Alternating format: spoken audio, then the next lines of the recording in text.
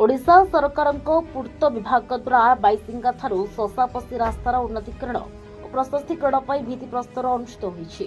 मुख्य अतिथि भाव में परजंग विधायक विभूतिभूषण प्रधान और कामाख्यानगर विधायक शत्रुघ्न जेना जोगदे भित्तिप्रस्तर उद्घाटन करथिले।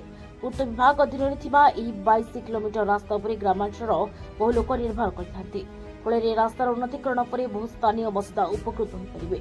प्राय 38 कोटी टंका व्यय अटकଳରେ उन्नतीकरण हेबाक थिबा ଏହି रास्ता 21 मास मध्य कार्य शेष होगा नहीं ढेंकानाल जिला पूर्त विभाग अधीक्षण जत्री सूचना देते। कार्यक्रम में पूर्त विभाग बहु वरिष्ठ अधिकारी जोगदे। ढेंकानाल यशवंत परिणाम रिपोर्ट द मन टीवी लाइव।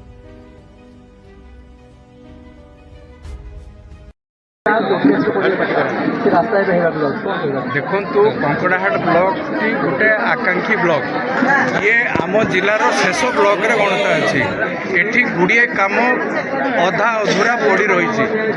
विधायक होकर आसवा पर मोर प्रथम काम थिला जेते खंडिया दंडिया काम अच्छी ताकू केमती पूर्णांग करवा।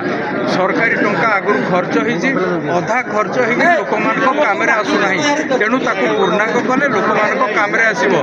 से क्रम एठी बाईसिंगा शशापसी 22 किलोमीटर रोड पड़ी रही कोर्ट केस कारण मु मंत्री को पृथ्वीराज हरिचंदन को दृष्टि आकर्षण करी सहयोग एटा क्लीयर है एवं ये रास्ता 22 किलोमीटर रास्ता एवं आरंभ हम एठी जो काम आरंभ हम एथरे 42 कोटी टंकार टेंडर होता आकलन होता।